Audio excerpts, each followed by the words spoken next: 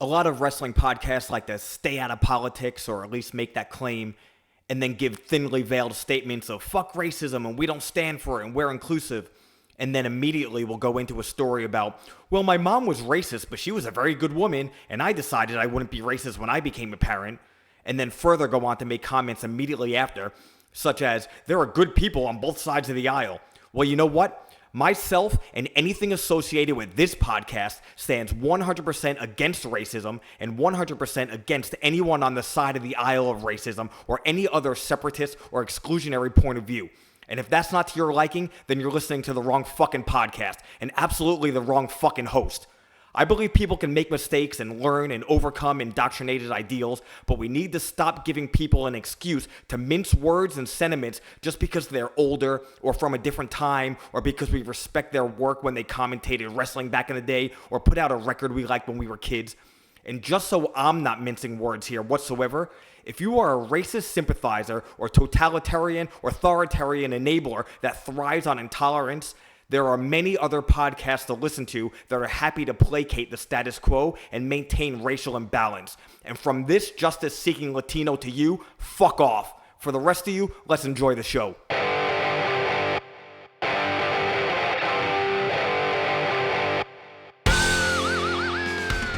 This is Thrashers, Slashers, and the Road to Wrestlemania, a new show on the Stiff Shots Podcast Network where I'll take the time during this pandemic lockdown to catch up with a friend each week to discuss an album, a movie, and a Wrestlemania, along with some tangents and ranting on the way.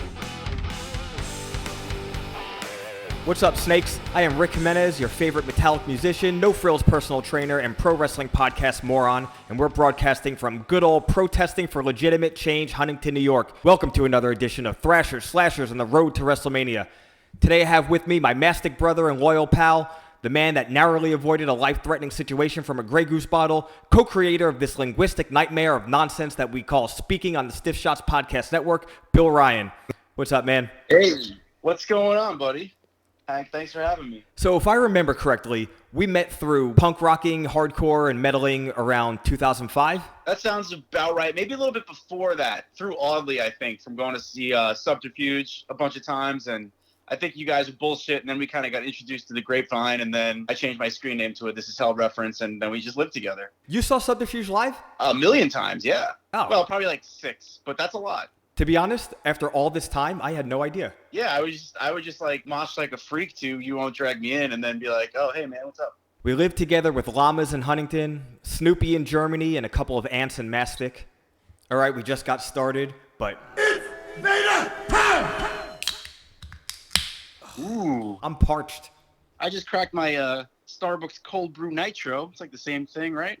Whatever gets you all jacked up and frigged up and ready to go to talk about wrestling and cool stuff. I got a 3 for $5 Ultra Fiesta, no sugar, Monster, 16-ounce, energizing beer. Very nice. So the year we're talking about is 1987. A couple of things that happened. Just preceding WrestleMania 3, Aretha Franklin is the first woman inducted into the Rock and Roll Hall of Fame on January 3rd. Now, do you think she was inducted into the Hall of Fame because they found out she was going to be singing at WrestleMania 3? Or do you think she sang at WrestleMania 3 because she was inducted into the Hall of Fame? I choose D. I think they put her in as a first ballot Hall of Fame because they wanted Twitter to argue about whether or not she was worth it or not. That is why Twitter was invented in 1987. Yeah, because that's what we do now. So it's just a funny thing to say out loud to check ourselves, I think. The first version of Photoshop was also developed in 1987, probably by the developers of Twitter. The New York Giants won the Super Bowl, which rocks. My first Super Bowl memory was Jeff Hostetler. I believe that was 91. That's when they beat the Bills. Yeah. That's my first football memory. I don't really remember football in the 80s that much. I was such a secret Bills fan, too, on the low. The Giants were my favorite team through 91, so I was so psyched when they won the Super Bowl. That next season, the Bills became my favorite team, solely based upon Tecmo Super Bowl on Nintendo. Yeah, that makes sense. And they're actually the only New York team, so... Mike Tyson adds the WBA title to the WBC title, and the WBA is not the Women's Boxing Alliance. To this day, it's 2020, I still can't stop watching videos of Mike Tyson from this time period because I still have never seen anything like it. There's always a discussion who is the greatest of all time in boxing, and I know it's marginal, and I also know times change and the sport changes. From my point of view, there is nobody in their prime that could beat Mike Tyson at his prime. I remember being scared watching his fights. I'm glad he's still the coolest. Absolutely. Eazy-E's first song, Boys in the Hood, is released March 3rd, predating the formation of NWA. Remember those NWA hats that we had Dan Turr make for us? Oh, I still wear mine. I love Easy, I love NWA, and still fucking relevant. The Simpsons debut was a short on the Tracy Ullman Show, April 19th, 1987. Do you remember how much The Simpsons just took over pop culture in the 80s? I remember like short little cartoons, and then the next thing it was everywhere. Mostly on Slurpee cups because I was a heavy boy. June 30th, Canada introduces the loonie, which is a $1 coin, making sure every American band that goes up to Canada to tour is furious with their lives forever. My first memory of Rick in Canada is looking someone dead in the eye and honking the horn of the van right in their face about a foot away as they tried to stop the van for some reason. I think I actually made a reference to that either last week or the week before. On October 14th, Jessica McClure, better known as Baby Jessica, falls down a well and is rescued 2 days later. I remember that Baby Jessica set curfews for people. It's like, oh, you have to be home at this time because this baby's stuck in a well. In the 80s, we were raised as children to be afraid of quicksand. Oh, man. Which never really existed in the world. It's fake. Quicksand is science fiction, but make sure you don't fall down a well. Especially a well full of quicksand. So we went through a quick history of how we met each other, how long we've known each other. What have you been up to now during the whole pandemic lockdown and the world going absolutely crazy? Just trying to stay busy like everyone else. I've been playing a lot more golf. I told myself I want to get good at golf so I can gamble on it and try to become like Kevin Costner in Tin Cup. I've been feeding the groundhogs in my backyard. There's a whole family of them. They really enjoy grapes and bananas. I yell beaver at them because that's what I thought they were at first, but they're not beavers.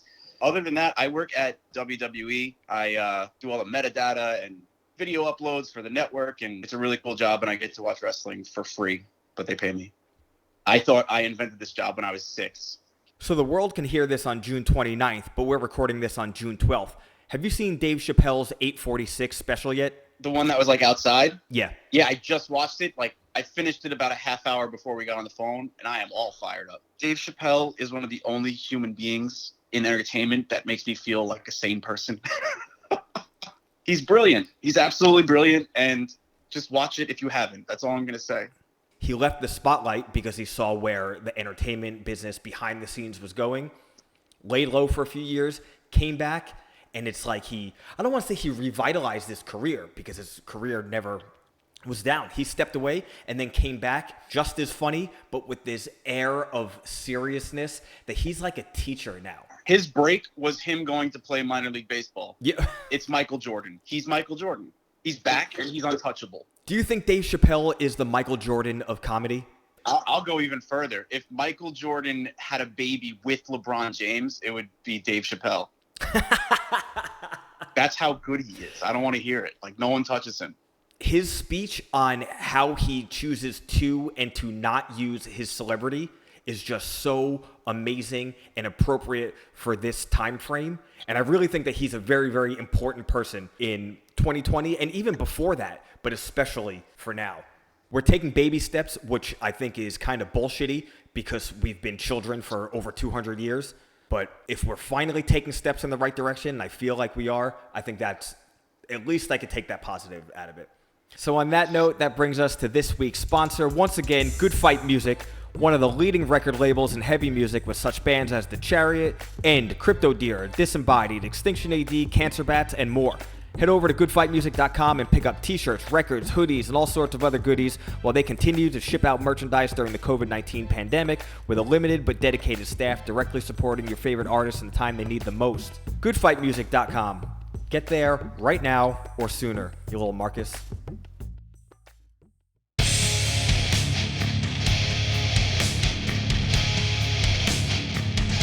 So we are on the road to WrestleMania, March 29th, 1987, WrestleMania 3.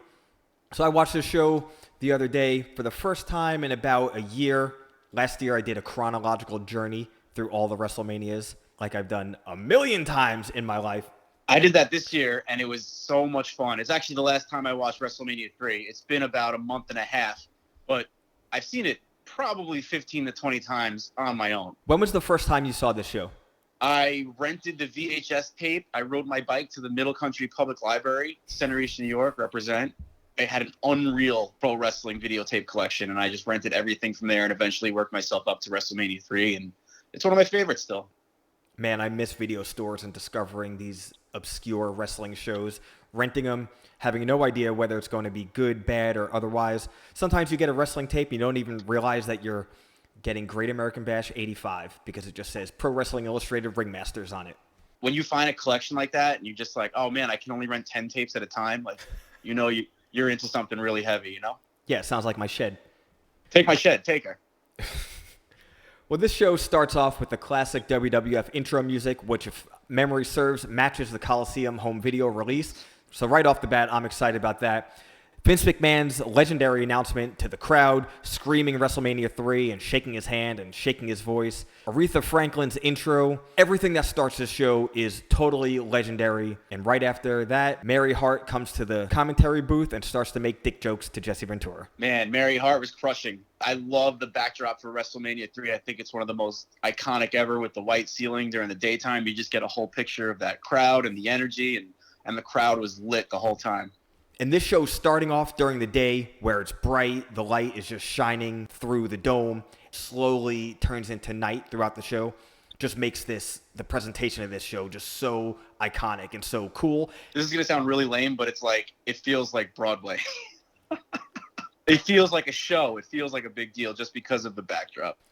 So the first match, the Can-Am Connection, which is Rick Martel and Tom Zenk versus Don Morocco and Bob Orton. Tom Zenk in the WWF is so odd to me. Whenever I think of Z-Man, I think of the early 90s in WCW. I definitely don't think of him opening the biggest show, arguably, of all time, especially up to this point. On top of that, Rick Martel essentially jerking the curtain in a tag team match. And this is post-AWA world title run. Just none of that makes sense, and it's so hard for me to wrap my brain around. I think for wrestling fans at the time that just watched WWF didn't really know Rick Martel's deal. I agree with you. The guy is the type of talent that could go in any generation. He was so talented. His model run was amazing. When you think of Boston Crab, you think of him. Tom Zenk is WCW Saturday Night, and his last name is a word that you probably invented in the year 2006. When you think of garbage, think of Akeem. So I like this match. I think this is a really good opener, and I was surprised I paid more attention to it this watch than any other time. The crowd is just on fire this entire match. Bonkers. And it's only like 5 minutes long or so, but it's just a quick banger with a lot of talent. It really is. It really is. I think Orton was kind of on his last run. Yeah. Morocco was on his last run as far as being a heel. I think he was still kind of in his prime, though, at this time. He had like a second wind in 88 where he gets on the juice. He has this, in my opinion, great babyface run. Is that where he was with Billy Graham? Yeah, he winds up with Billy Graham, turns babyface, is just jacked out of his mind. Great opening match. I like this match. Hercules and Billy Jack Haynes. Old Billy Jack with those Oregon colors. So I'm watching this, and for the first time ever, I'm questioning, what is Billy Jack Haynes' gimmick? Is his entire gimmick that he's from Oregon? And then I realized, yes, that's it. Yeah, man. He just works at Nike and smokes weed all day, man. He has that weird, almost Devo-looking hat, but I guess it's better than just wearing a baseball hat that's black backwards. Hat's kind of cool.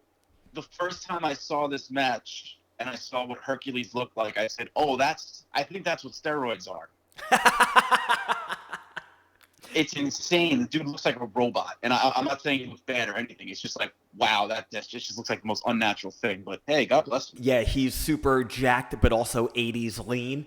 Unfortunately, he's not 80s tan. The Hercules promo, even before the match, he's doing it as if he's actually the Greek/Roman god Hercules, talking about tearing down the pillars of Rome. Sounds like a soldier song.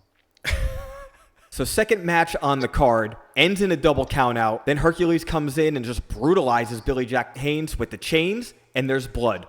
Pretty intense in 10 cities for a second match. Battle of the Full Nelsons, and I guess they were trying to make both guys look good. Who knows what the hell is going on here? Well, it was definitely live in Budokai. I love that Hercules' last name is Hernandez because that first off means that we're related. Also think it's a good move for him to come to the WWF before he had to defend the Major League Baseball world title with Dwight Gooden and company. King Kong Bundy, Lord Littlebrook, Little Tokyo versus Hillbilly Jim, Little Beaver, and the Haiti Kid. Little baby beaver. So my recollection of this match is that it's a time waster and it sucks and it's kind of silly and stupid. Rewatching it this time, this match rocks. Everyone played their part perfectly. This match is cool. I think I cried the first time I saw it because of King Kong Bundy dropping elbows on Little Beaver. Not sick. I also met King Kong Bundy in 1994 at Bulldog Hockey Arena in Smithtown, New York. Hockey? Really cool guy. Loves his cats.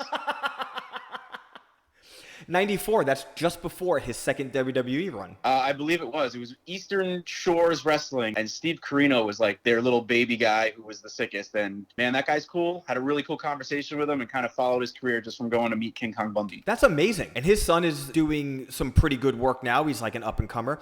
I marked out on his son last summer after having about 6 White Claws at that GCW backyard show, and it was like, hey, dude, I used to go see your dad, and now you're here, and that's like, I'm old guy now.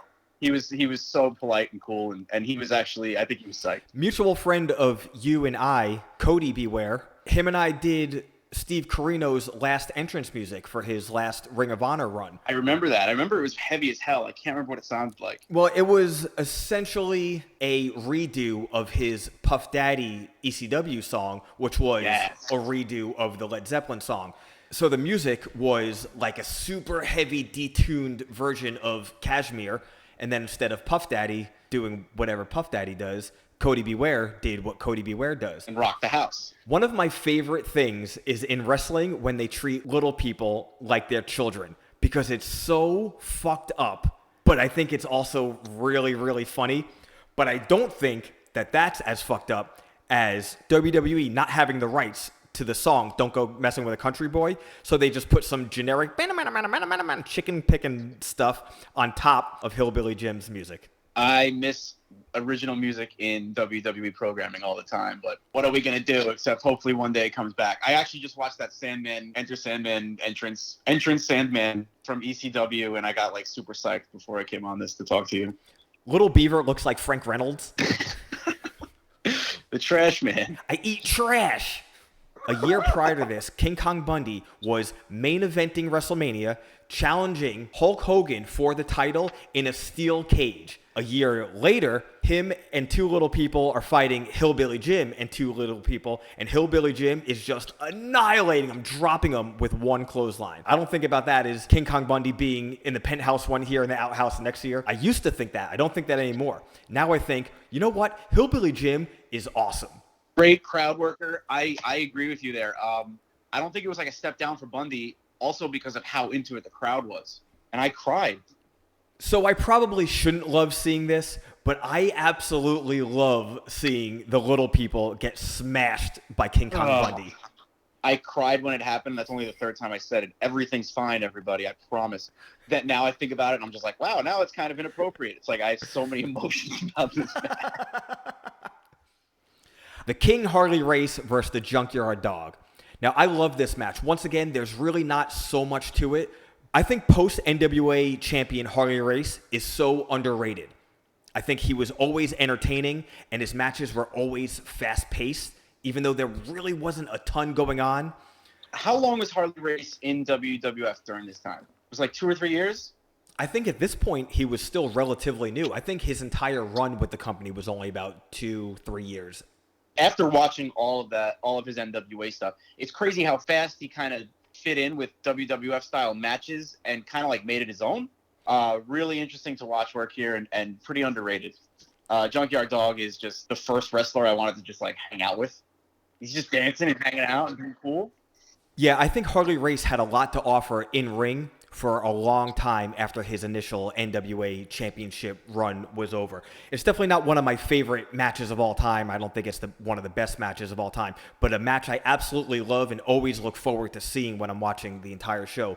Great American Bash 1990, almost 10 years after his last NWA Championship title run. He has a rematch with Tommy Rich, who's also past his prime at this time. Yeah. And it's like an 8 or 9 minute non-stop great wrestling match. No one looks bad here either. Cool match. I always look forward to it as well. The Fabulous Rougeau Brothers versus the Dream Team. So I guess it's a recurring theme that the Dream Team just has these terrible, ridiculous, nonsensical promos before their match. The new member of the Dream Team, Dino Bravo, speaks French, and then Luscious Johnny Valiant says something else in French, makes a weird hand gesture. Just so fucking strange. Turned a corner on Brutus Beefcake recently. I used to be a big hater. I used to think the guy really stunk a lot. Between Booty Man, Zodiac, and just a million different lame-o things that never caught on. But Brutus Beefcake in the 80s, I mean, everywhere you went, you'd always hear Hulk Hogan, Brutus Beefcake. Oh, Brutus Beefcake's gonna cut your hair. Like, this guy was a huge deal. So this was a cool match. I can't believe after all of this time, you've turned the corner on Brutus. I was ready for you to just dive in deep and rip him apart. No, because he's cool here. I used to hate him so much, and now I'm like, oh, he's cool. We're 3 episodes in and talking about how terrible as a heel Brutus was, but how excellent as a face Brutus was, is like the recurring theme. Everyone loves him. Everyone loves Brutus, the new sitcom coming to WPIX. So the Rougeau brothers hit the Dream Team with their strange finish, the flying blowjob. It doesn't get the job done. Man, I really wish the Rougeau brothers would hit me with their finish. Somehow the Dream Team wins, but then Greg Valentine, Luscious Johnny, and Dino leave while Brutus stands in the ring alone, sad. You forgot your mans. You forgot your mans over there. And all of a sudden, that's supposed to mean that they're breaking up and everybody is mad at each other. I don't get it. You don't get it. No one gets it. I get it. It's new friend syndrome, man. You get that new friend, you're like, yo, fuck that old friend. The follow-up to that match, we have adorable Adrian Adonis versus Roddy Piper in Piper's first farewell match, despite winning the tag team titles with Ric Flair on Raw 20 years later. Adrian Adonis was so awesome, but how we wound up with that body shape is a mystery of science and nonfiction. Really cool pants he's wearing, even though they're not pants at all. It's just they're so big they have to be pants. But I agree, he's so hateable here, and that's exactly what he's going for, and he nails it. Jimmy Hart's great in this. Piper's entrance, serious goosebumps, and just like the crowd overall during the match. It kind of has that feel of like Rock Hogan. The crowd's going nuts, but if you take that and put it in 1987... This match has a big fight feel for sure. Up until this point in the show, this is the first match that really, really feels like a big deal.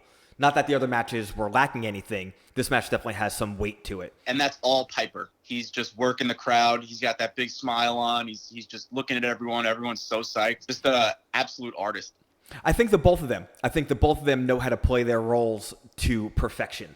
And the two of them together kind of makes this magic. That being said, this whole finish makes absolutely no sense. Adonis puts Piper out with the sleeper. For some reason, Brutus Beefcake shows up to revive Piper. Then Adonis gets the hedge clippers stuck to the ropes for longer than it takes Han Solo to say that Tauntauns smell bad on the outside, then hits himself with it.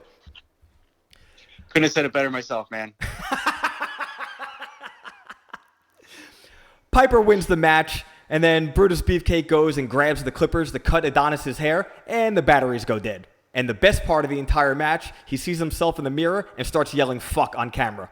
My favorite. Still working, man. Still working that angle. Go, Adrian. Another great part about this is Piper leaves victorious, and he looks legitimately excited, and I like that. Went on to do some cool stuff. Had a nice little movie run. Set a blueprint, in my opinion, for kind of what The Rock does with the movies and coming back. And, you know, obviously The Rock had a little more success at the box office, but I mean, Piper had some bangers. Absolutely. I think Piper kind of set the standard for wrestlers being able to leave wrestling and explore acting and doing movies and other things. And he might not have been as successful as The Rock, but would The Rock have been able to be as successful if Piper didn't make those moves first? And like you said, Piper went on to do some great things. Next week, we're actually going to be speaking with Dan Turr about Piper's cult favorite, They Live. So coming up next, we have the Hart Foundation and Danny Davis versus the British Bulldogs and Tito Santana. So right off the bat, Danny Davis comes out, and his hair is so fluffed up. So fluffy. If it was any less fluffy, he would be driving out in a 87 IROC Camaro. He definitely drove a T-topped Camaro all the way from Auckland, New Zealand to Pontiac, Michigan for WrestleMania 3.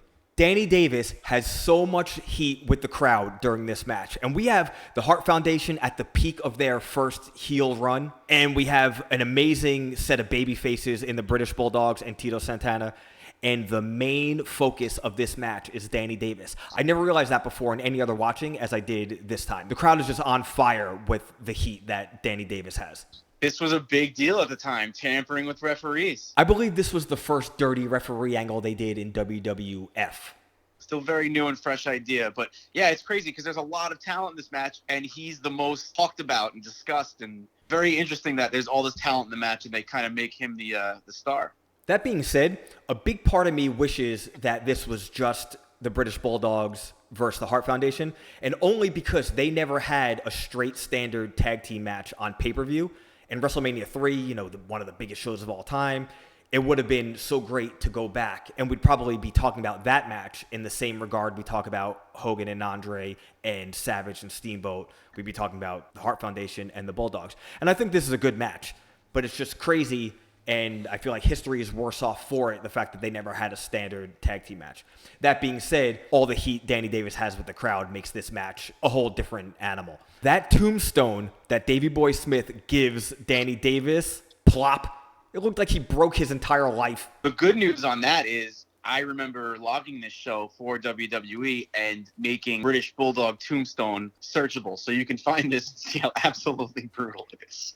So if you're watching WWE Network right now, or after you listen to this show, search British Bulldog Tombstone to see an extremely devastating plopper of a wrestling hold. So next we have Coco Beware versus Butch Reed with Slick as his manager. Slick with the pimp gimmick is so what the fuck. And then I think about how far they went with that gimmick with The Godfather only 12 years later. And I'm like, oh, I guess this was kind of subtle comparatively. Is Slick in the Hall of Fame? Nah. How is that guy not in the Hall of Fame?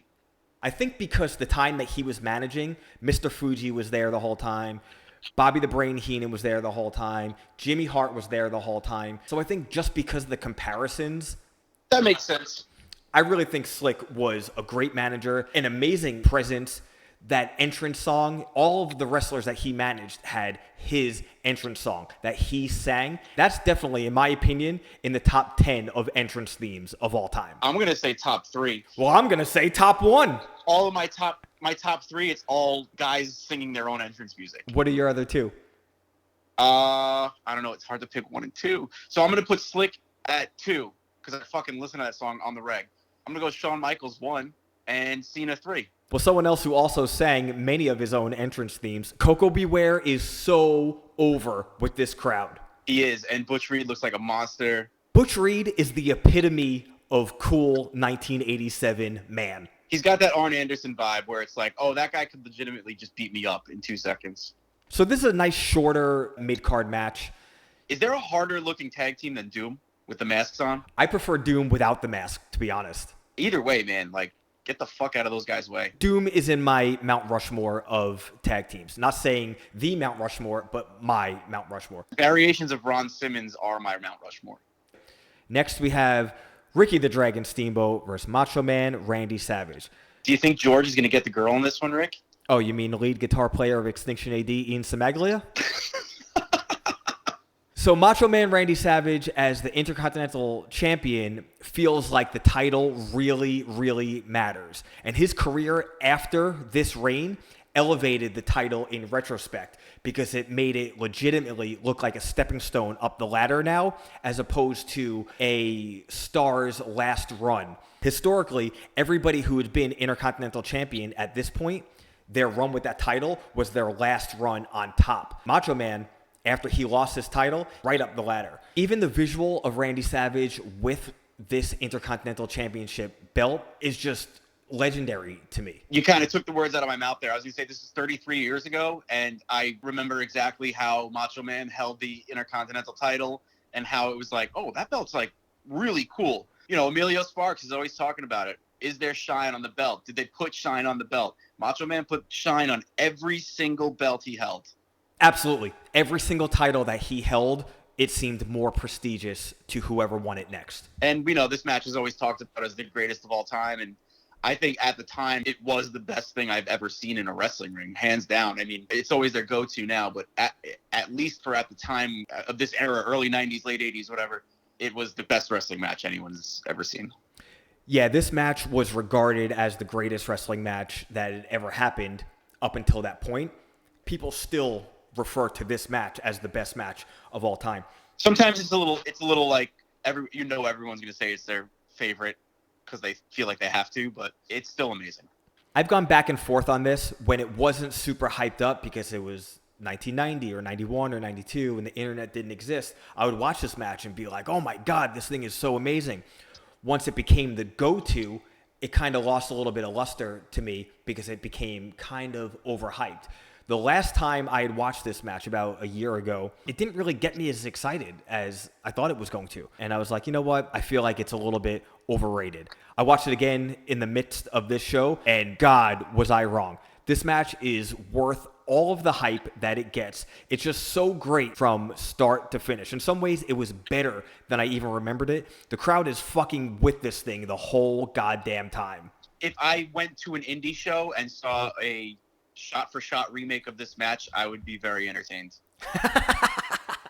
I would be surprised if that hasn't actually happened. That's true.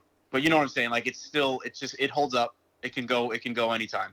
Absolutely. This match is almost like a blueprint of every match that happened afterwards for anybody who wasn't a super heavyweight. The finish is so simple, and it is just so great. I had Dan Tur Crime Time goosebumps watching it this time. Ooh, that's intense. Matches always that end on small packages always freak me out and are so stressful, and in a good way. And this is cool. This is probably the first one I remember, like, such a huge match ending that way, or knowing a match could end that way. And it was cool. Macho Man Randy Savage is arguably the greatest of all time to me. And the only reason why there's an argument is because Ric Flair and Shawn Michaels exist. In my opinion, Macho Man definitely has things that neither one of those guys have. You know, going back to what we talked about earlier with Beefcake, how everyone knew his name, it was that and then some with Macho Man at the time.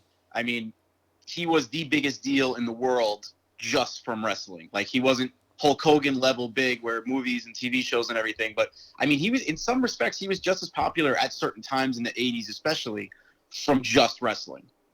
The next match, Jake the Snake Roberts versus Honky Tonk Man. So the angle that set up this match, I still can't believe 33 years later. Honky Tonk Man blasting Jake the Snake in the face with a legit acoustic guitar. Oh, man. You know what's cool about this match? Alice Cooper and my grandma have the same exact arms.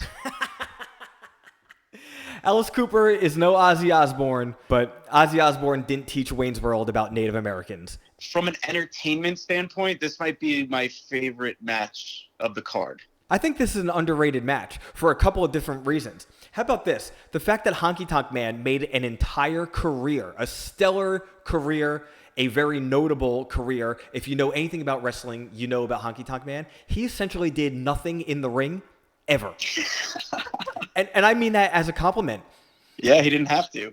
Have you ever heard the story that Honky Tonk Man views this match as the first double turn in wrestling history and saying that it predates the Bret Hart versus Steve Austin match at WrestleMania 13? Have you ever heard that the Honky Tonk Man lives in his own asshole? I don't even know what that means. I've watched this match 100 times. I've never thought anything like that before. No, it's a complete fallacy. Yeah. Alice Cooper's in your corner. You're not turning heel. Could you imagine if Jerry Lawler wound up in Honky Tonk Man's 1987 WWF spot? Hey, Lawler still had a really great run in the early 90s. I guess that was like his last full-time run with Bret Hart and that feud and Taz and stuff like that. But would have been cool to see him back then in this type of arena with this type of push. Yeah, I think the entire world of wrestling would be pretty different if Jerry Lawler had a working 80s WWF run as opposed to a part-time commentary / wrestler position in the mid-90s, for sure. Jake the Snake smashing the guitar after the fuck finish reminds me of This Is Hell shows in 2008 when I hated being alive. But I love that they just throw the snake on Jimmy Hart after the match. Damien the Snake is so snake. Personal question. Do you hate being alive in 2008 more than you hate being alive now? Oh, shit, yeah. That's what I like to hear, my man. The Iron Sheik and Nikolai Volkov versus the Killer Bees. Oh, we get some Hacksaw in this, right? Yeah. The most underrated, underappreciated wrestler of all time. You know, I never thought about it that way, but I definitely don't disagree with that. I think people think Hacksaw is this one-dimensional, not work rate type of guy, but I don't think that matters at all. Hacksaw was a giant star. Catchphrase, finishing move, signature objects, crowd is psyched, USA. Had a lot of this stuff before everyone knew it was kind of like everything that you needed to be the total package. And everything he did in ring was proper for his character. I don't want to see Hacksaw Jim Duggan giving arm drags and hopping off the top rope. I want to see him go in there, throw a bunch of punches, give someone a reverse atomic drop, and blast them with a clothesline. He's in the Mark Henry stratosphere of emotions for me, because if Mark Henry and Hacksaw Jim Duggan are sad or crying, I'm also doing the same thing. I really appreciate that the Iron Sheik says Iran number one, Russia number one, because he just wants his friend to also be number one. I like that, because I want my friends to be number one also. Much respect to the Axis there. Gotta give it up. On the other hand, Duggan comes out looking like some conservative Facebook fanatic wanting a haircut. But I'm also with you. Whenever I see Duggan, I'm excited. No matter what he says, I'm into it. I just love that guy's guts. The Killer Bees doing the buzzing, flying motion arm thing is the most ridiculous thing of all time. On the other hand, the yellow Jordans that the Bees are wearing are just soldiers as hell. Respect. This match kind of goes nowhere and means nothing. Yeah, it's a couple names and a hot tag team right before the main event. Everyone's probably at the concession stand getting whatever the hell you ate in 1987 before Hulk Hogan takes on Andre. Cheese Whiz. Everyone's at the concession stand getting Cheese Whiz. Spam. Duggan's part in the finish of this is just totally absurd, but it's also so great, and it just shows why Duggan is so great, in my opinion at least. Well, he hears Iran number one, Russia number one, and he's backstage and he's thinking, wait a minute, buddy. USA number one. He jumps in the ring after chasing Nikolai Volkov around. Volkov takes a powder. He sees Iron Sheik is just wide open. He gives a look at the crowd, and the crowd goes fucking nuts. He decides, I'm going to smash the Iron Sheik with a 2x4. That signature object. Everything about Duggan just owns. Nice little USA shout out before we get to the main event here. I mean, the sentiment actually makes me a little uncomfortable now, but time and place, it kind of reminds me of my ignorance. And when you're a kid and you don't know anything about the country and you think it's the greatest in the world just because that's what everyone tells you, you get psyched. And then when you grow up and learn the truth, Bill Ryan's talking on a podcast and he doesn't know how to finish sentences. Here we are, the main event of main events. Hulk Hogan versus freshly turned heel Andre the Giant. Son of a bitch, this build-up is just absolutely beyond legendary. And it's so important to anybody our age that loves this amazing nonsense called professional wrestling. You know what I really enjoy about this is when I was a kid or when we were kids and we watched this for the first time, you know, we don't know that Andre is kind of at the end of his career. We don't know he's having trouble moving around as well as he used to. He's scary. He's just scary. And it's like, how is Hulk going to do this? Andre in 1987 is absolutely frightening. I think the fact that he's a bit older, he's a bit out of shape, he's stoic now, I think it just adds to his persona and it adds to his character completely. I saw this match live while it was happening. I went to my uncle's house who was obsessed with Hulk Hogan at the time. My uncle's brother-in-law, so I guess it's like my half-uncle. Your uncle. My uncle. A couple of months earlier was in a motorcycle accident, so I guess he broke his neck or his back or some shit. He kind of looked like a Hillbilly Jim version of Sam Elliott's character Gar from Mask, the story of Rocky Dennis, not The Mask starring Ace Ventura from Man on the Moon. So he was in a halo, like the protective device that Pitbull Gary Wolf was in because Shane Douglas is so good at being the champ. So my real uncle says, hey, you think we could hook up your halo to the TV and find out who's going to win this match? Because apparently in 1987, it's not science fiction to think a medical device whose purpose is to correct some biker's spinal fuckery can also tell the future. We should have called him Madame Ruby instead of Uncle Charlie. They were ahead of their time, man. They weren't lying or speaking in wrestling hyperbole when they were saying this is the biggest match in the history of wrestling. Because up until that point, it absolutely was. Could you imagine being chopped by Andre? His hands are the size of Jeeps. Well, I can imagine from hanging out with you being physically assaulted by the Big Show, so I can probably picture what a chop from Andre would look like. Who do you think the biggest person is that you've ever been chopped by? I don't really. I've never been chopped. I don't let people fucking touch me, man. I don't think I've ever actually been chopped across the chest. Besides in high school when we used to do this thing where we yell, chop, and hit each other in the Adam's apple. That sucked. I never want to be touched on my Adam's apple. Yeah. So around 2005 or 2006, we were touring with This Is Hell constantly, and we became obsessed with chopping each other and other people. Long story short, this goes on for years and years and years. We're recording a record in 2011, and Travis from This Is Hell would never let anybody chop him because he is a big whining baby. So finally, I say, look, I will let you chop me 3 times if you let me chop you once. So he finally agrees to it. I let him chop me 3 times. I'm completely unfazed because I could do push-ups for infinity. I was so excited after that 3rd chop because I knew after all these years of wanting to annihilate this guy, I was going to chop the shit out of him. It was like a kid on Christmas morning. We had this on video. I'm rubbing my hands like a villain. I finally go to chop him, and he backs away like a little baby. You and Travis have a really fucked up relationship. About a year later, we're out to eat with a couple of friends, Chris Hero being one of them. Chris Hero is a giant human, and I am a little scrawny pipsqueak. So I say, hey, I'll let you chop me. We go outside. I take my shirt off. If you know Chris Hero, you know he has too much respect for professional wrestling to, in this situation, not just chop the living fuck out of me. So I take my shirt off, I'm getting ready, he winds back, and he chops me so hard that I legitimately come off my feet, fly about 2 to 3 feet back, and smash into the side of the van. That is something else, man. So back to the match. This match is kind of not special at all, but at the same time, the most special match ever.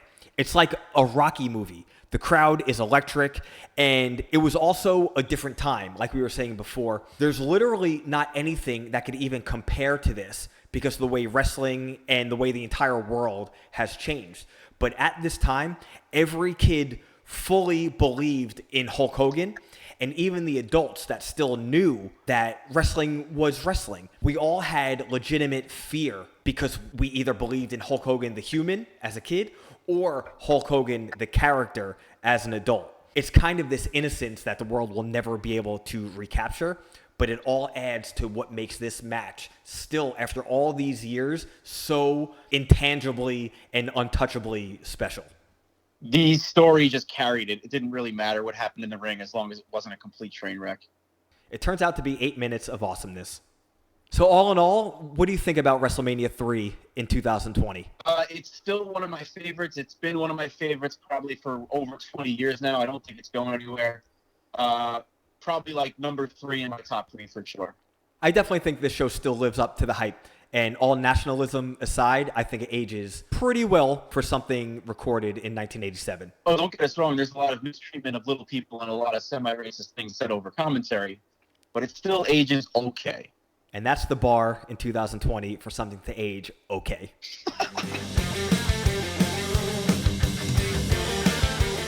The slasher this week, you chose Predator. Yeah, this is one of my favorite movies. I've seen it 100 times. I remember clutching the VHS tape in my hands as a 4-year-old, leaving Price Club in a shopping cart. A lot of good memories of it. Such a brutal movie for like a 4 or 5-year-old kid to be obsessed with, but hey, that's why I'm single and alone and 36. So when you chose this movie, I was excited to see it. I thought I hadn't seen this movie in a really long time. After the first couple of scenes, I realized, you know what? I've seen the beginning of this movie a handful of times. I had never seen this movie from start to finish. Ooh. So I had mixed feelings about this. I remembered liking this movie, but I'd never even seen it. When the movie was over, I realized, you know what? I don't actually think I liked that movie, and I don't think it was very good. But the more I think about it, I'm remembering the parts that I think are rad, and I'm forgetting the parts that make me think that the movie wasn't actually that good. I was just about to hang up on you for saying you didn't like this movie. Well, one of the early scenes is the iconic, the Extinction AD Red Bull pre-show ritual inspiring scene with Carl Weathers and Arnold Schwarzenegger holding hands and flexing for so long, and you hear the classic, "You son of a bitch," that just made the internet so much fun in 2001 and 2002 when you could get the Arnold Schwarzenegger soundboards and make prank calls. Also, leading up to that moment, Schwarzenegger, my man, stepping off a helicopter in a really tight red polo. looking fresh. Schwarzenegger is so the man, and he might be, aside from Conan, at his absolute peak of being jacked, but also just looking like this super cool alpha male. He's also one of 2 WWE Hall of Famers in this movie. 2 WWE Hall of Famers and 2 politicians that love to blur party lines. I'm all about it. They understand wrestling. They understand politics. Jesse Ventura is amazing in this movie. Absolutely. Every line he has is a complete banger. It is the 80s, so a few of them are now cringeworthy and totally inappropriate, but if you get past those, the others are swass. Have you ever seen Tombstone, Rick? Absolutely. You know how, like, everyone says, oh, everything Val Kilmer says is the best thing ever? Yeah. This is like the white trash version of that. Because it's really cool, but, man, you got to be on free lunch for a long time to like it as much as I do. That's why I'm surprised I didn't like it more. And that's why I'm not surprised that Tom Wood also likes this. Oh, yeah. It's my boy.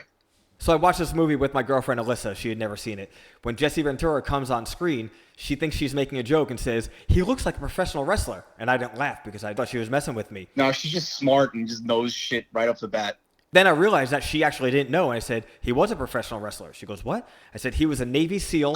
Then he was a professional wrestler. Then he was a professional wrestling commentator. Then he was a movie star. Then he was a mayor. Then he was a governor. Pretty crazy run. And on top of that, people don't talk about it a lot, but the dude won a lawsuit against the American Sniper. I think that's such a crazy story. This guy made reference to the American Sniper. I don't remember his name, which is pretty terrible, but I know the dude was a veteran and did a lot. But there was a couple times where his stories didn't line up, and he hinted at the fact that one time he knocked out Jesse Ventura, and Jesse Ventura actually had to take him to court, and he won for something that didn't happen. Jesse Ventura gets labeled a conspiracy theorist and a crazy person, and it's such a bummer because in all actuality, in recent memory, Jesse Ventura is one of the best politicians that we've had. Not that there's a long list of good politicians, but he is someone who's been through it all. He's seen the world from more sides than most people consider even existing. And he is just a completely intelligent person who doesn't deal with bullshit. I kick so much ass.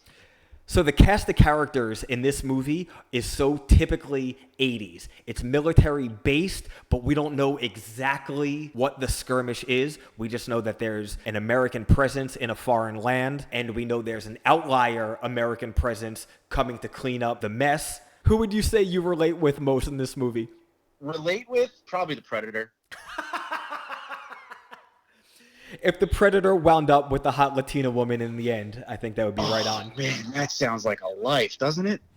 I am obsessed with the Predator and his origin story and how cool it was not being scared as a kid watching this movie and just wanting to know more about the character and what their deal was and why they were here. I know the movie is like super 80s action, horribly acted on purpose, but this is one of the best movie monsters of all time. Yo, the Predator is not just super fucking sick, but they tease his first appearance for a while.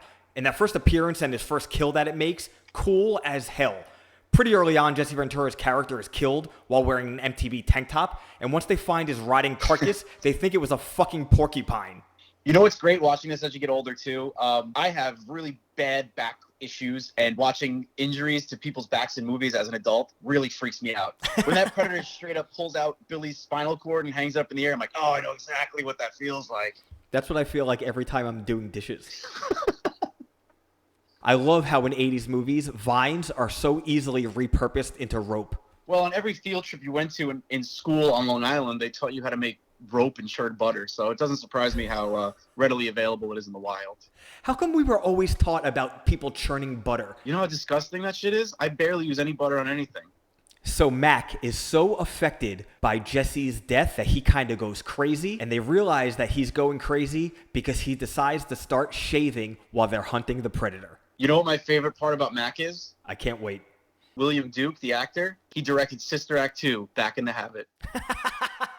That sounds like such a weird name for a movie. Back in the Habit of Religion? I don't know. So Mac's death is so juicy and leaked out. Because you think he's going to survive for at least a little while longer. Nah, man, he's fucking shot. Yeah, you're starting to really get a sense of what this thing is capable of and how the odds are stacked against Mr. Dutch there. We're giving Predator the big push, and he's just blasting through jabrones on the way to the top.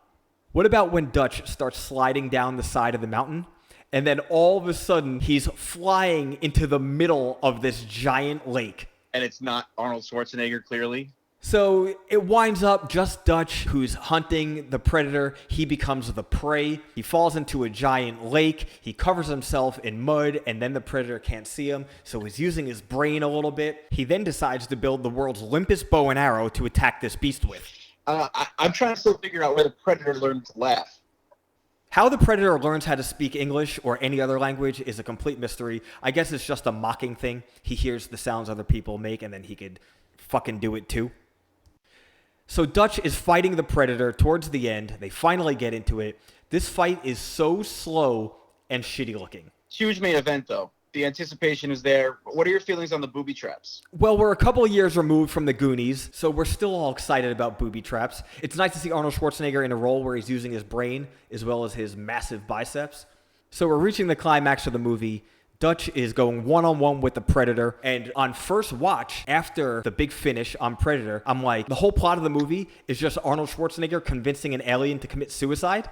They don't really dive into the reasons that they're there, or what the backdrop is, which is like kind of a nudge. Oh, maybe this is supposed to take place in Vietnam, but everyone's so burnt out on Vietnam. It's definitely missing something going back, but it's just more about escaping what's hunting you, I guess. Well, I do like that he's standing there, laughing, decides to kill himself, and Ride the Lightning appears in the background. And then we're left to see if there's going to be a sequel or not. Anna, the young lady, is the only one who appears in the first and second one, and besides the Predator, which I found interesting. But number 2 is really good as well. Well, you said you were kind of whatever about this in the beginning, but I like number 2 as well because Danny Glover rules. It's so rare that a character at all, let alone a villain, can be introduced with a helmet or a mask, then take that helmet off and reveal their face without the character being destroyed, or at least less than. You think of Darth Vader, so cool and badass, takes off his helmet, it's Billy Joel playing a harmonica. And Shockmaster as well. I hope that's the first time Shockmaster's been compared to Darth Vader. But really cool that the Predator's look is so awesome and super, super iconic. And then he takes his helmet off and he has a second super cool and iconic looking face. He goes from being a skate punk dread version of Darth Vader and takes his helmet off, and he's like a super cool version of Starship Troopers. Ah, that's a very good way of putting it. Or my mother-in-law.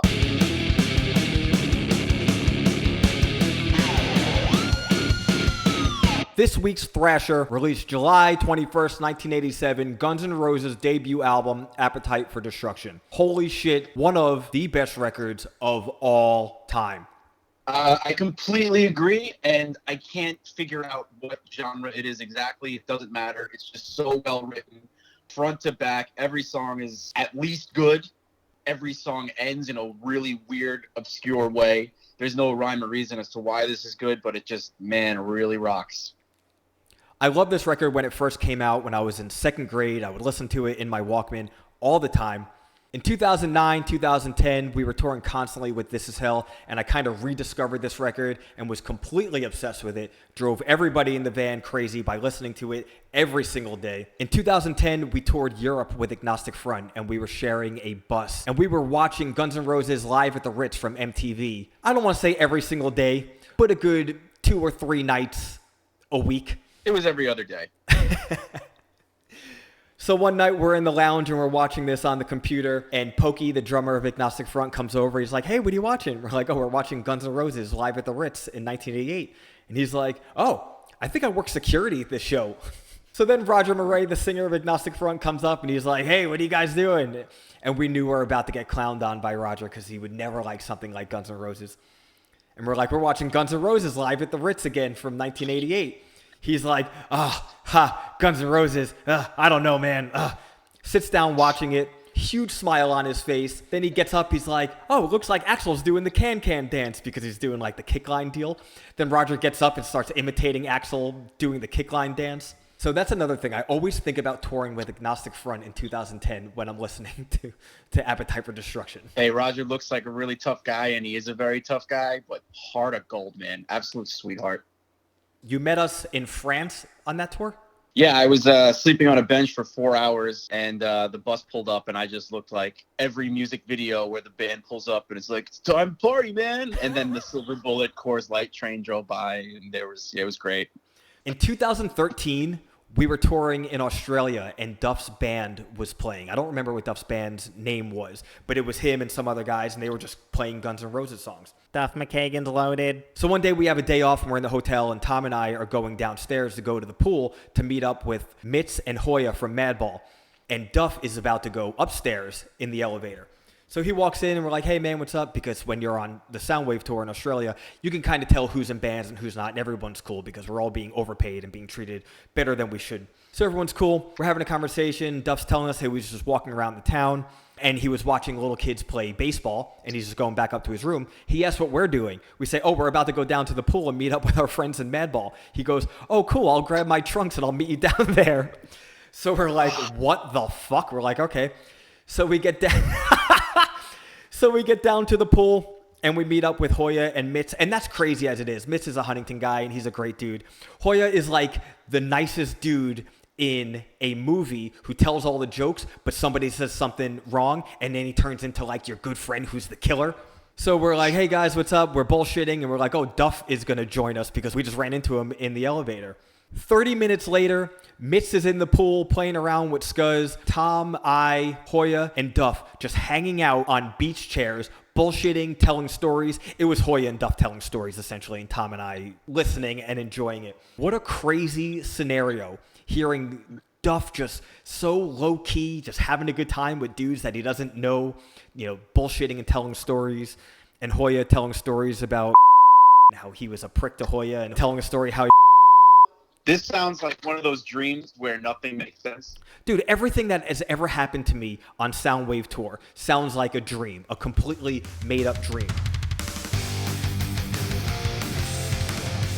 So this record starts off with Welcome to the Jungle. So last week, I was talking with Tom Wood about Master of Puppets. The opening track on Master of Puppets, Battery, we were saying could possibly be the greatest opening track of a record of all time. Listening to this record again the other day, speeding on Ocean Parkway in the company van, windows down, sun's up, blasting this song. Dude, this has to be right up there. If not number one, it's got to be in the top 5 of greatest opening tracks on an album of all time. Yes, but I still stand by like, hey, maybe Metallica is for like heavy metal records, but maybe ever this one is, if that makes sense. This song, from start to finish, is just adrenaline overdose for me. Whenever I listen to this song, I'm also always reminded of the video and the summer of 1988 and eating Doritos. This whole record reminds me of the Sunvet Mall and the backseat of a 1986 Chevy Celebrity. I was really young, but I just remember this being the first type of music that grabbed my attention as a kid and kind of like got me started with heavier music altogether. Especially Welcome to the Jungle, it was everywhere. I lost touch with this record too for a long time just because it was just so overplayed and I was sick of it. Now, along the same time when we were living together in 2010 and we got back into it, I was like, oh wait, yeah, this rules. Tell me about when you first saw the video. I really wanted to be a 4 or 5 year old with leather pants and really poofy hair because nothing's ever been cooler than that. My friend Anthony Gerjikian was the only one who was able to say in the proper timing. I know I just did it now, but I did it in falsetto. It's so difficult. I'm not trying it if that's what you're asking. So the second track, it's so easy. This song is fighting music. It's interesting you say that because I feel like it kicks so much ass, but it's still like such a nice come down song from Welcome to the Jungle. And it's not like an insult. It's just you kind of need something to be like, wow, what the hell did I just hear? You need something to give your brain like a little recharge, and this is the perfect song for it. It's funny that you say that because I feel the exact opposite. Like I said, Welcome to the Jungle is like an overdose of adrenaline for me. And then this song starts, and I'm like a revived, overdosed Nikki Sixx. I'm ready to go. I'm ready to drive the van off of Ocean Parkway at this point. The doubled vocals on the verses and the choruses of this are so crazy. You have that low voice and you have the high one in the background. It's not groundbreaking stuff, but to me at the time, it was so groundbreaking. On top of that, this was probably the first use of fuck in a song for a lot of people my age, and that's just impossibly cool. Second grade me saying, fuck off, in the lunchroom is just so sick. I kind of think this is a cutting edge record because no one really had Axl's range back then or was in their prime as a band as this band was in their prime back then. And man, recordings are so cool. And it is some stuff that hasn't been done before. Axl's range on this record is inhuman. I agree. He gets up there very high, and once I hit puberty, everything was out of range for me. Third track, Night Train. If you don't feel like you're driving an 81 Camaro when you're listening to this, no matter what you're actually driving, then you're seriously just one giant poser. I'm going to Cool Guy Tour Story for a minute. Working bigger arena shows and using the bus company Night Train, your whole day feels like a Guns N' Roses montage video of setting up a concert and breaking it down. And then listening to Night Train on an actual Night Train is a really cool feeling. I am today years old when I realized Night Train, the title of this song, and the subject matter of this song, is referring to a tour bus, the Night Train. So now I'm the giant poser. Sipping a little whiskey on the Night Train, ripping cigs with the bus driver. Just paying homage to everything that kicks ass. The mixture of melody and aggression is a Guns N' Roses staple, but on this song, it's just completely exemplified. Track 4, Out to Get Me. This is American Ice Age in one song. Everything American Ice Age was, we just ripped off from this one song. Is Out to Get Me Rattlesnake Suitcase? No, that's Night Train. Well, either way, I want a Rattlesnake Suitcase. Out to Get Me really rules. Another fight riff, like you said, and just super tough song. And American Ice Age really rules, too. I'm pretty sure this is my favorite Guns N' Roses song at all. Is that because it's 4 minutes and 20 seconds long exactly? Has nothing to do with that. But musically and lyrically, this song is just such a fucking ass beater. I used to listen to this song and walk around like, yeah, man, they won't catch me either. I'm also fucking innocent. They're not going to break me, motherfucker. And then he drops that great line at the end. How's it go? A major label band throwing in So You Could Suck Me on track 4 of their debut album. That might not seem like a big deal, but in 1987, that is the biggest deal. And So They Could Suck Me is so fucking cool. That is turn the volume down in case your parents hear what the fuck you're actually listening to. Also, Izzy Stradlin is the rhythm guitar player in Guns N' Roses, but he's kind of the big brains that doesn't get all the accolades that the bigger personalities like Axl, Slash, and Duff get. But man, he is the man behind the curtain, especially on this song. The key changes on guitar on the second half of this song, dude, come on. I didn't know that. Everything done on this record, bass, guitar, drums, everything is just so tasteful. And then you have Axl just throwing up lyrics everywhere, and I mean that in a complimentary way that just sync together and make an absolute great song and great record. Yeah, dude, his voice and his lyrics and his delivery are just so distinct. And you got to think of a world pre-Appetite for Destruction, and then hearing this, it's got to be so what the fuck. You've been at many a band practice. Could you imagine being at a band practice and some guy just starts singing like this? Well, I've been in many bands with Chris Mazzella, so I could understand being at band practice and hearing almost anything weird in the entire world. Touche. Mr. Brownstone. The nice little ditty about heroin. I was going to start a band with Dan Lamelli and John Moore where we were only going to do covers from this record and call it the Mr. Brownstoneses. Just roll right off the tongue. We had talked about it for so long and it never worked out. And then one day Dan Lamelli's like, do you want to have practice? I was like, I don't know where to practice. He's like, you know what? Come over, bring your stuff, and we'll just play in my living room.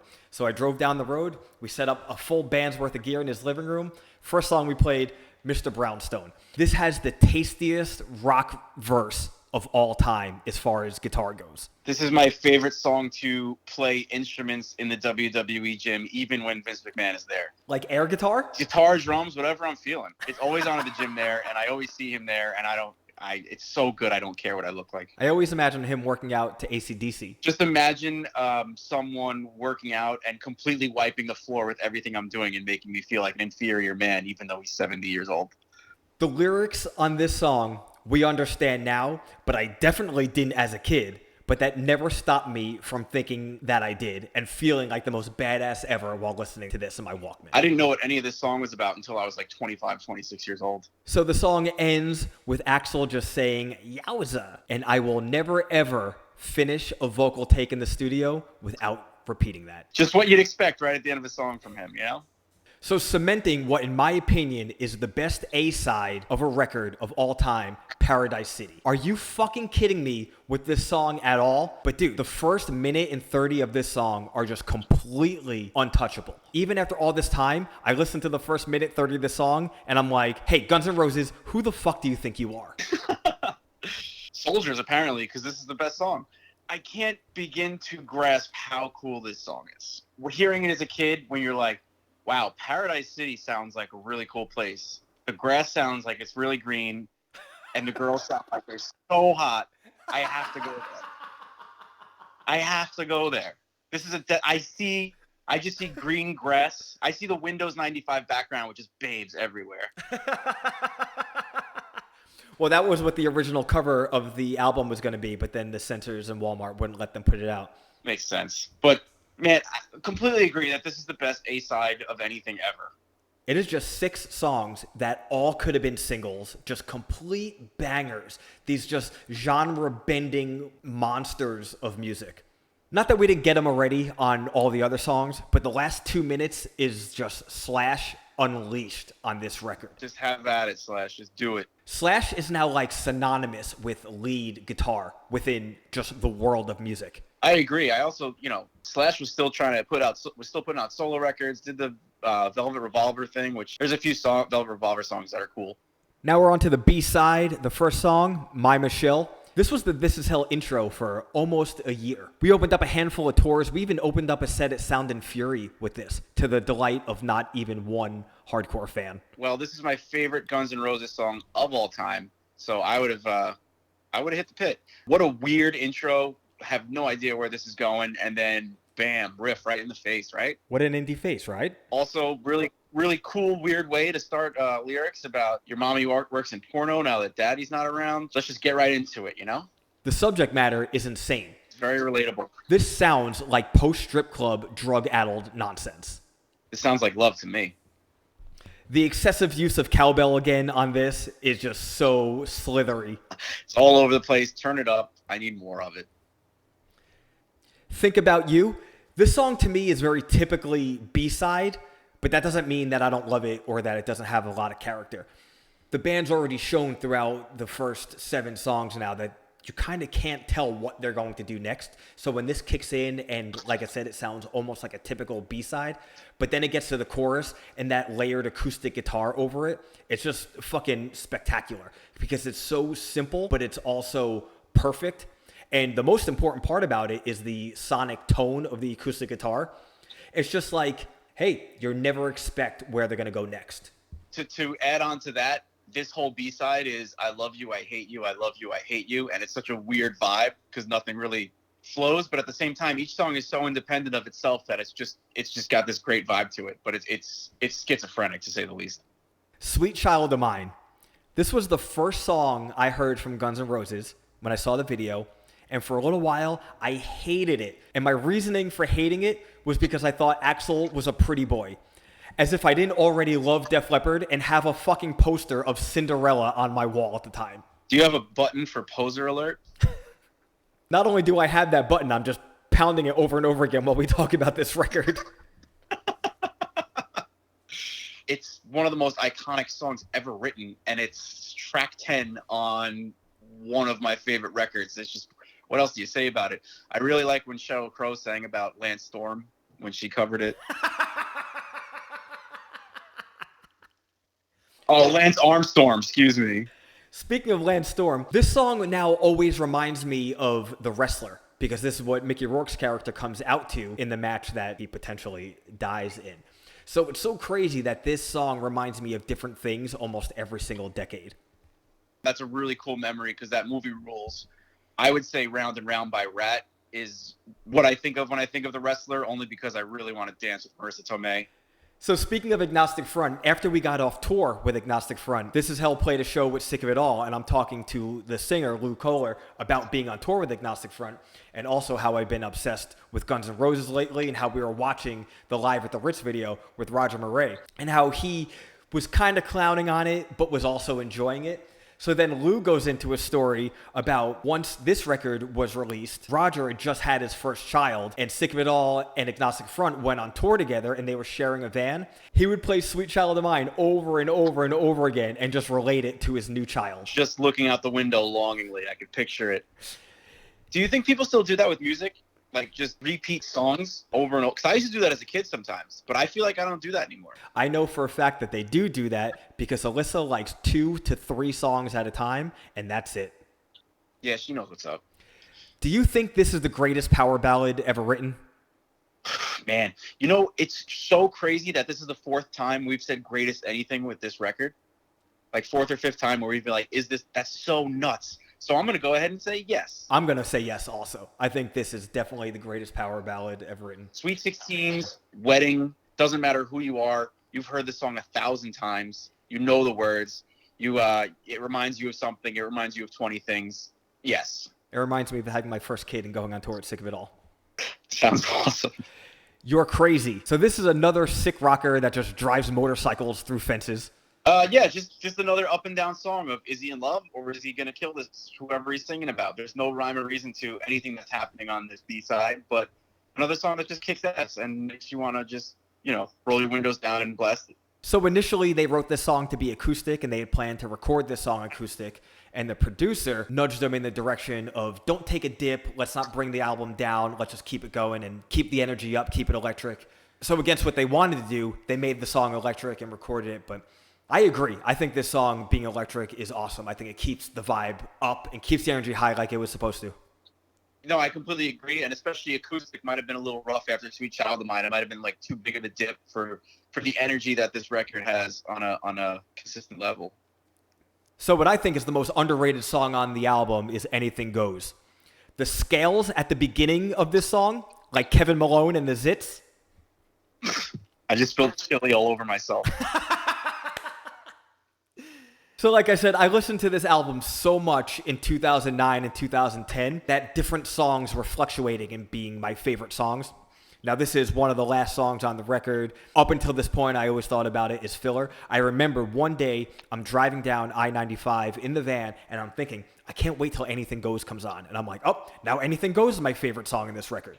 I bounced around quite a bit. Like I said, hearing this as a kid, like, oh, it's Welcome to the Jungle. And now I'm like, no, My Michelle is my favorite.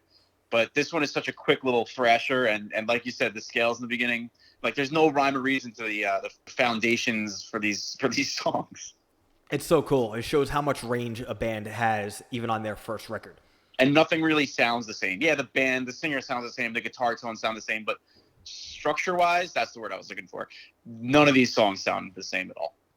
And you got to think, when we say sounds the same, we're saying that from a 2020 point of view.